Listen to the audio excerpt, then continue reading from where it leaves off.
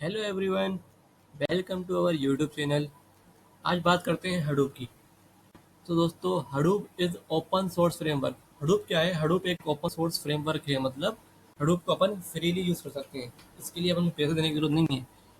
तो Hadoop is open source framework.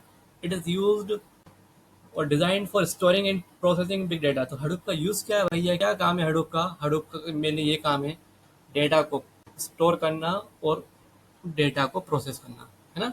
Big data को store करना और बिग डेटा को प्रोसेस करना, ये हडूप का काम है। ओके। अब Hadoop it is written in Java language. Hadoop किस लैंग्वेज में लिखा गया है भैया? जावा लैंग्वेज में लिखा गया है। It is used by Facebook, Google, Yahoo, Twitter, etc।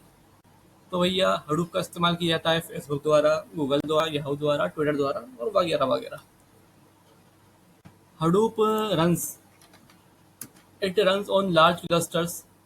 तो भैया हडूप लार्ज क्लस्टर पर चलता है। लार्ज क्लस्टर मतलब थाउजेंड्स ऑफ कंप्यूटर, मतलब बहुत सारे कंप्यूटर्स पर चलता है, ठीक है। तो ये रहा अपना हडूप का इंट्रोडक्शन। अब बात कर लेते हैं अपन आर्किटेक्चर ऑफ हडूप की। हडूप का आर्किटेक्चर आपको बनाना है, मतलब हडूप कैसे बनता है। तो भैया अगर हडूप का आर्किटेक्चर बनाना है तो आपको मेनली 4 कंपोनेंट की जरूरत पड़ेगी। तो Hadoop architecture mainly consist of 4 component. 4 component से बनता है, मतलब 4 पार्ट से बनता है। मेनली 4 पार्ट से बनता है, जो कि हैं HDFS, इसका फुल फॉर्म है Hadoop distributed file system. Second है मैप रिड्यूस। थर्ड है यान। यान का फुल फॉर्म है गेट एनदर रिसोर्स नेगोशिएटर। और फोर्थ है कॉमन यूटिलिटीज, या फिर कह लो हडूप कॉमन। ओके। अब एक एक करके डिस्कस करते हैं सारी चीज़ क्या है। ये 4 कंपोनेंट है: map reduce, HDFS, YARN, Hadoop common. तो पहले बात करते हैं HDFS की, हडूप डिस्ट्रीब्यूटेड फाइल सिस्टम। तो HDFS is use to store big data. तो भैया HDFS का इस्तेमाल किया जाता है डेटा को स्टोर करने के लिए। ओके। जो डेटा स्टोर होगा हडूप में वो कहाँ पर होगा? HDFS में, Hadoop distributed file system. Okay. अब डेटा किस तरीके से स्टोर करता है ये देखिए। HDFS divides data into blocks and makes copies of the data and store it across multiple system। इसका मतलब क्या है? इसका मतलब ये है कि भैया HDFS क्या करता है, वो डेटा को क्या कर देता है, ब्लॉक में डिवाइड कर देता है, मतलब छोटे छोटे पार्ट में डिवाइड कर देता है।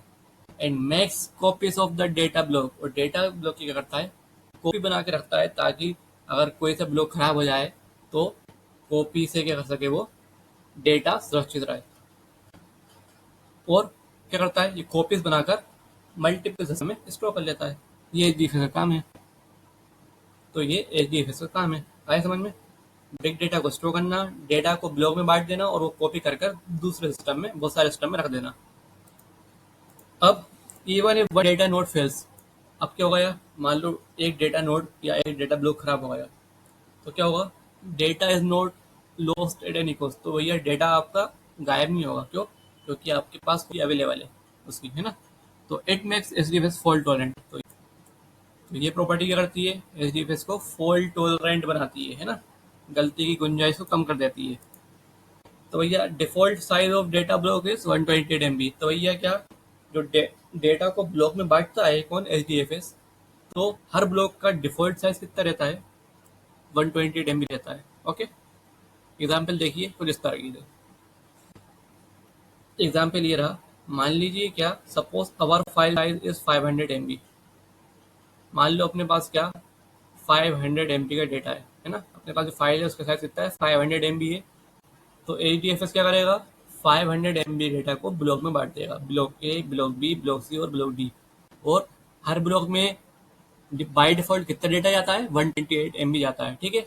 तो ब्लॉक ए में भी 128 MB डेटा जाएगा, ब्लॉक बी में भी 128 MB डेटा स्टोर होगा, ब्लॉक सी में भी कितना, 128 MB डेटा स्टोर होगा। तो ये कितने होगा ये, अगर मैं आपको कैलकुलेशन करके बताऊं, देखिए 128 ब्लॉक ए में, 128 ब्लॉक बी में, 128 ब्लॉक सी में, कितना होगा, 384। ओके। 500 में से 500 में से अपन ने 384 को माइनस करा, तो अब अपने पास कितना डेटा बचा है, 116 MB का। ओके। तो 116 MB डेटा बचा है। तो 116 MB डेटा किसके पास जाएगा, ब्लॉक डी के पास, क्योंकि अब अपने पास अवेलेबल ही कितना डेटा है, 116 MB डेटा। ओके। तो भैया क्या ब्लॉक डी के पास क्या बाइट फॉल्ट कितनी कितनी जगह थी, 128 MB की जगह थी कि नहीं थी, थी। उसके पास कितना डेटा गया, 116 MB डेटा गया।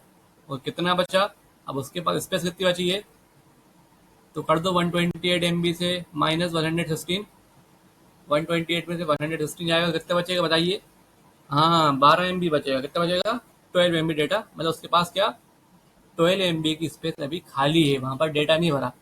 ठीक है, तो क्या होगा, ये स्पेस खाली है, ये स्पेस वेस्ट नहीं आती, ये स्पेस क्या होता है, इस स्पेस का इस्तेमाल किया जाता है दूसरे डेटा को स्टोर करने के लिए। मान लो कोई दूसरा डेटा आएगा अवेलेबल होगा तो वो यहाँ स्टोर हो जाएगा। आए आई बात समझ में। तो ये कुछ काम इस तरीके से चलता है। तो देखिए ये आपकी थ्योरी में समझा है एग्जाम्पल के तौर पर। Suppose our file size is 500 MB, हमारी फाइल का साइज 500 MB है। And Hadoop the file is divided into 4 data blocks. Hadoop में फाइल साइज 4 डेटा ब्लॉक में क्या हो गई, डिवाइड हो गई, block A, block B, block C और ब्लॉक डी। ठीक है, each data block has capacity to store 128 MB data. हर डेटा ब्लॉक के पास क्या है, 128 MB डेटा को स्टोर करने की कैपेसिटी है। Data block A store 128 MB data, data block B store 128 MB data, data block C store 128 MB data, and data block D store remaining data that is 116 MB data. तो वही theory है, data block A 128 MB data लेगा, data और block B ये भी same data, block C ये भी same data, और ब्लॉक डी कितना 116 MB डेटा लेगा। ब्लॉक डी है रिमेनिंग स्पेस, तो भैया ब्लॉक डी ने 16 MB 116 MB डेटा लिया, तो उसके पास कितनी स्पेस बची, 12 MB स्पेस बची हुई है, क्योंकि उसको 128 क्योंकि उसको 128 MB डेटा लेना था।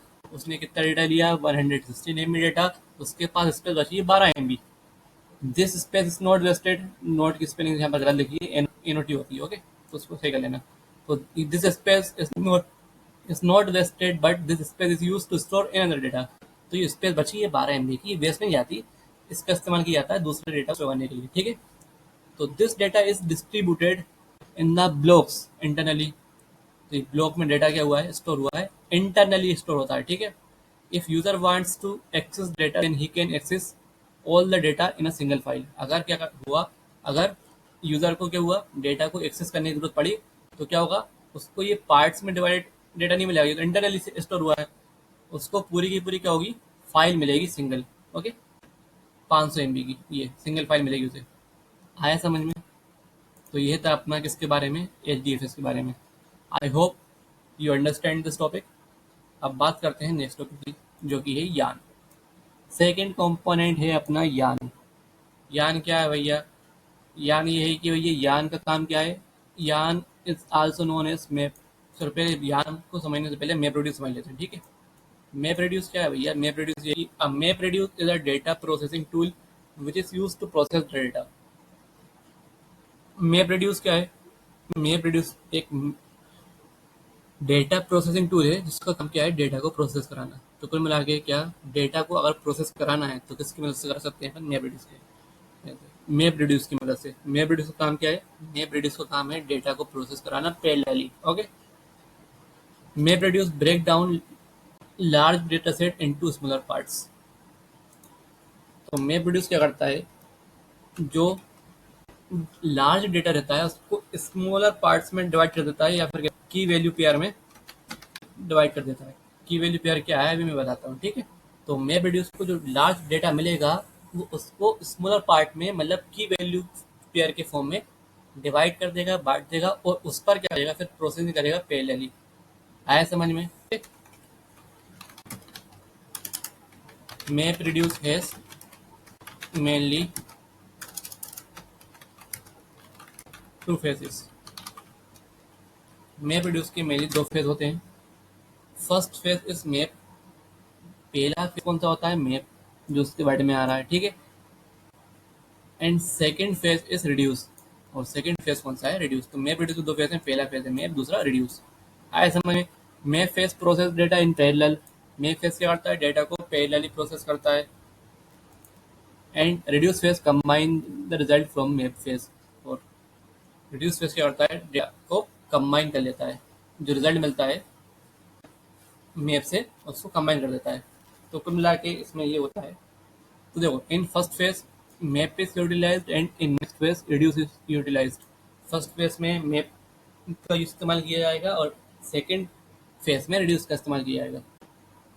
तो कुल मिला के इसमें होता क्या है बताऊँ आपको। आपके पास डेटा मिलेगा इनपुट के तौर पर, उसको छोटे छोटे पार्ट्स में डिवाइड किया जाएगा की वैल्यू पेयर के फॉर्म में, ठीक है। अब डेटा हुआ है छोटे छोटे पार्ट्स में डिवाइड। अब जो छोटे छोटे पार्ट्स में डिवाइड हुआ है उसको कंबाइन किया जाएगा इसके थ्रू रिड्यूस के। मैप तोड़ेगा, रिड्यूस जोड़ेगा, बस ये है। किस तरीके से चलेगा, और आपको डिटेल में देखना है तो मैं डिटेल में समझा देता हूँ। अगर अपन ग्रुप के कंपोनेंट के बारे में देखना है तो मैप रिड्यूस के बारे में इतनी जानकारी देना इनफ है, ठीक है। लेकिन अपन को मान लो मैप रिड्यूस आपको इंडिविजुअली अलग से टॉपिक आ गया और उसके बाद उस पर अपन को बड़ा टॉपिक लिखना है तो वो कैसे लिखेंगे वो देखिए। तो वो अपन देखेंगे तो अपन ये टॉपिक और अच्छे समझ में आएगा। तो देखिए, इतना भी अपन समझ चुके हैं, ठीक है। ये रहा आपका एग्जाम्पल। मान लो क्या हुआ, आपको इनपुट मिला, इनपुट बना डेटा मिला, this is an apple, Apple is red in colour. तो क्या होगा, ये डेटा इसे मैं बताया ये छोटे छोटे पार्ट्स में बढ़ जाएगा। इनपुट स्प्लिट, ये देखो, फर्स्ट लाइन इस बॉक्स में आ गई और सेकंड लाइन इस बॉक्स में आ गई, ठीक है। तो आपका ये डेटा क्या हुआ है, दो पार्ट में बढ़ गया, पहला ये सेकंड ये। जाए समझ में। अब क्या होगा, अब मैप का काम क्या है, ये डेटा आया है इसको की वैल्यू पेयर के फॉर्म में स्टोर करेगा। की वैल्यू पेयर क्या होता है वो देखिए, जैसे कि दिस लिखा है यहाँ पर। अब दिस कितनी बार आ रहा है भैया, यहाँ पर एक ही बार आ रहा है तो दिस को लिख देगा एक, ठीक है। इस यहाँ कितनी बार आ रहा है, इस बॉक्स में एक बार आ रहा है तो एक बार लिखेगा। एन कितनी बार आ रहा है, एक बार लिख देगा। एप्पल कितनी बार आ रहा है, एक बार लिख देगा। तो क्या था भैया, की वैल्यू पेयर। की हो गया मतलब वर्ड दिस, और वैल्यू उसकी कितनी है, वन। आया समझ में। इस तरीके से इस क्या होगा, की मतलब वर्ड, और उसकी वैल्यू कितनी है, वन। तो ये की वैल्यू का एक पेयर बन गया, ये भी की वैल्यू का एक पेयर बन गया, ये भी की वैल्यू का एक पेयर बन गया। इस तरीके से अपन कह रहे हैं कि मैप क्या करता है, डेटा को की वैल्यू पेयर के फॉर्म में स्टोर करता है। आया समझ में। तो यहाँ भी देखिए, एप्पल कितनी बार आ रहा है इसमें, इस बॉक्स में एक बार, तो एक ये लिख दिया। इस कितनी बार आ रहा है, एक बार, ये एक बार लिख दिया। रेड कितनी बार आ रहा है, एक बार, एक लिख दिया। इन भी एक बार आ रहा है, कलर भी एक बार आ रहा है। Okay, clear. ये था अपना मैप का काम, की वैल्यू पेयर के फॉर्म में स्टोर करना। आई होप की वैल्यू पेयर समझ में आ गया आपको। अब बात करते हैं, ये की वैल्यू पेयर हो जो है इसकी अब होगी शफलिंग। शफलिंग क्या होता है मैं बता रहा हूँ। शफलिंग मतलब क्या है, ये डेटा है, इसको और छोटा किया जाएगा और छोटे पार्ट में तोड़ा तोड़ा जाएगा। कैसे, यहाँ देखिए, दिस वन, इसका एक अलग बॉक्स बन गया, ठीक है। दिस वन कितनी बार आ रहा है पूरे डेटा में, इसमें भी, इसमें देखो ये अकेला एक बार आ रहा है तो इसको एक बॉक्स में लगाया इसकी, ठीक है। इसी देखो, इस देखो कितनी बार आ रहा है पूरे डेटा ब्लॉक में, एक यहाँ आ रहा है और एक यहाँ आ रहा है। तो अपन इसको दो बार लिख देंगे इस डेटा ब्लॉक में, इस वन और इस वन। मतलब क्या है, इसका एक अलग ग्रुप बना दिया, ठीक है। तो मिला के अपन क्या कर रहा है, सिमिलर थिंग देख रहा है और उसको एक उसका एक अलग ग्रुप बना दे रहा है। आया समझ में। सिमिलर थिंग देखकर उसका एक अलग ग्रुप बना दिया जा रहा है। एन कितनी बार आ रहा है भैया पूरे डेटा ब्लॉक में, एक बार आ रहा है तो एन का एक अलग ग्रुप बना एक ही बार। एप्पल कितनी बार आ रहा है, एप्पल एक यहाँ आ रहा है और एक एप्पल यहाँ आ रहा है तो उसका एक अलग ग्रुप ग्रुप बन गया और उसको अपन ने उस ग्रुप में लिख दिया। तो इस तरीके से अपनी चीज़ें चल रही हैं। तो रेट एक अलग ग्रुप बन गया, इनका भी एक अलग ग्रुप बना, कलर का भी एक अलग ग्रुप बन गया। आया समझ में। अब बात करते हैं, शफलिंग तो हो गई अपनी ये। अब आएगा रिड्यूस का काम। तो भैया रिड्यूस क्या करेगा, रिड्यूस को मैंने बताया था क्या करता है, ये डेटा को कंबाइन करता है। तो देखिए किस तरीके से कंबाइन करेगा। दिस वन एक ही बार था तो उसने एक बार ले लिया, ठीक है, कोई दिक्कत नहीं। अब क्या होगा, देखो इस वन यहाँ भी है और इस वन यहाँ भी है तो क्या करेगा, ये इसको काउंट करेगा, गिन लेगा कितनी बार आ रहा है। इस एक यहाँ आ रहा है और एक यहाँ आ रहा है, एक बार कितने बार, दो, तो इस दो बार आ रहा है तो ले देगा इस टू, बस। तो रिड्यूस क्या करेगा, काउंट करेगा ताकि डेटा क्या हो जाए और छोटा हो जाए, कंबाइन कर लेगा, ठीक है। एन कितनी बार आ रहा है, एक बार ही आ रहा है तो एक बार लिख दिया। एप्पल देखो, apple one, apple two, apple one, apple one, apple one, apple one कितने होंगे, एप्पल टू, तो एप्पल टू लिख देगा। आया समझ में। कुल मिला के वैल्यू को क्या करेगा, कैलकुलेट कर लेगा। रेड वन तो रेड वन रहेगा, इन वन तो इन वन रहेगा, कलर वन तो कलर वन रहेगा। क्लियर है रिड्यूस का काम। अब क्या होगा, रिड्यूस इन सबको कंबाइन कर कर एक अपन को आउटपुट शो कर देगा। बस ये है, देखिए this one is two in one apple two red one in one colour one. आया समझ में? तो ये था भैया अपना मैप रिड्यूस का काम। एग्जाम्पल जो मैंने पूरा समझाया उसकी थ्योरी ये लिखी हुई है, देखिए, है ना। डायग्राम में आपको इनपुट टेक्स्ट मिला है क्या, this is an apple, Apple is red in colour, ये रहा, ये मैंने लिख दिया, है ना। This input is divided in smaller parts, input को स्मॉलर पार्ट्स में डिवाइड कर दिया है, देखो एक ये बॉक्स एक ये बॉक्स में, ठीक है। अब मैपर का काम आएगा, मैपर का फॉर्म, मैपर क्या करेगा, इसको इनपुट के की वैल्यू पेयर के रूप में स्टोर करेगा। For the first line, first line के लिए जैसे कि जो ये है this is an apple, mapper क्या आउटपुट देगा, मैपर आउटपुट देगा ये दिस वन इस वन और एन वन और एप्पल वन, ओके, ये क्लियर। और क्या होगा, फॉर द सेकंड लाइन के लिए क्या मिलेगा, सेकंड लाइन ये है, इसके लिए आउटपुट क्या मिलेगा अपन को, एप्पल कितनी बार आ रहा है, एक बार, एप्पल वन इज एक बार, इज वन, रेड वन और in one. For the third line में कलर आ रहा था, कलर एक बार लिखा जाए कलर वन, बस। तो एक की वैल्यू पेयर के फॉर्म में उसने क्या कर दिया, मैपर ने स्टोर कर लिया। अब क्या होगी, शफलिंग होगी। अब शफलिंग एंड सॉर्टिंग, शफलिंग और सॉर्टिंग होगी। All the key value pairs, सभी की वैल्यू पेयर्स मतलब वर्ड और काउंट आर गैदर्ड, उन सभी की वैल्यू पेयर्स को इकट्ठा करा जाएगा शफलिंग में। एंड सिमिलर कीज और वर्ड्स आर ग्रुप टुगेदर, और सिमिलर चीजों को क्या कर दिया जाएगा, एक ग्रुप में रख दिया जाएगा। जैसे कि ये देखिए, ये करा ना अपन ने, ये देखो शफलिंग में अपन ने क्या करा, सिमिलर को एक ग्रुप में रख दिया, तो इस यहाँ भी आ रहा और इस यहाँ भी आ रहा, उसको एक अलग ग्रुप बना दिया। एप्पल यहाँ भी आ रहा है, एप्पल यहाँ भी आ रहा है, तो एप्पल के अलग ग्रुप बना दिया। तो इस तरीके से क्या करा अपन ने, सिमिलर चीजों का एक अलग ग्रुप बना दिया। शफलिंग में ये होगा, ठीक है। अब रिड्यूसर का काम क्या है भैया, कंबाइन करना। It receive all the values for a given keywords, इसको क्या होगा, सभी वर्ड्स की वैल्यू मिलेंगी, रिड्यूस को मिलेंगी नहीं मिलेंगी, मिलेंगी भैया। तो क्या होगा, it adds the values of the unique words, तो ये सभी यूनिक वर्ड्स की वैल्यू क्या कर देगा, सभी यूनिक वर्ड्स की वैल्यू को ऐड कर देगा, जोड़ देगा। देखो इस वन ये कर देगा, इसको जोड़ देगा, इस कितनी बार आ रहा है, 2 बार, ले देगा इस टू, इस तरीके से एप्पल वन को ले देगा एप्पल टू। आया समझ में? तो कुछ इस तरीके से क्या कर देगा, ये अपन को डेटा प्रोड्यूस करके देगा। और ये फिर क्या होगा, फाइनली ये डेटा कंबाइन होकर अपन क्या मिल जाएगा, आउटपुट मिल जाएगा, बस। तो ये रहेगा अपना क्या, मैप रिड्यूस। आशा करता हूँ आपको मैप रिड्यूस के वो समझ में आया होगा।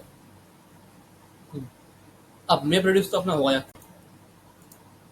तो अगर अपन कंपोनेंट में लिख रहे हैं हडूप के, तो इतना लिखना, इतना भी लिख सकते हैं। और अगर बड़ा टॉपिक लिखना है आपको अलग से आ गया, तो आप ये लिखकर उसका एग्जाम्पल लिख सकते हैं, बस आपका कवर हो जाएगा टॉपिक। अब बात करते हैं यान की। यान का फुल फॉर्म है yet another resource negotiator. YARN is also known as map reduce two. तो भैया यान को क्या, मैप रिड्यूस टू के नाम से भी जाना जाता है। यान का काम क्या है, यान प्रोसेस द डेटा, यान डेटा को प्रोसेस कराता है, और यान manages the resources with in the Hadoop cluster. और यान क्या करता है, रिसोर्स को मैनेज भी कराता है, जो रिसोर्सेज है उसको मैनेज करने का काम करता है। तो 2 काम है यहाँ के, डेटा को प्रोसेस कराना, जो मैप रिड्यूस भी कराता था, लेकिन इसका एक और काम है, रिसोर्सेज, जो रिसोर्सेज हैं कंप्यूटर में उसको मैनेज करना। और नेक्स्ट वर्क क्या है, job scheduling is handled by the यान। तो यान के द्वारा क्या होता है, जॉब की शेड्यूलिंग भी की जाती है। आए समझ में? तो ये रहा अपना क्या, यान। अब बात करते हैं हडूप कॉमन, या फिर इसको कॉमन यूटिलिटीज भी कहते हैं। तो कॉमन यूटिलिटीज कह लो या हडूप कॉमन कह लो, बात एक ही है। This component provides a collection of libraries and utilities that are used by the other Hadoop modules। तो इससे क्या होता है, लाइब्रेरीज और यूटिलिटीज का एक कलेक्शन मिलता है, that are used by other Hadoop modules, तो जिसका इस्तेमाल दूसरे Hadoop modules द्वारा किया जाता है। आया समझ में? तो ये रहे आपके क्या, हडूप के कंपोनेंट के लो या हडूप का आर्किटेक्चर के लो। तो ये आपका टॉपिक फिनिश हुआ यहाँ पर। आशा करता हूँ ये टॉपिक आपको अच्छे से समझ में आया होगा। तो मिलते हैं अपन नेक्स्ट वीडियो में नेक्स्ट टॉपिक के साथ। इस चैनल को सब्सक्राइब करिए। Thank you.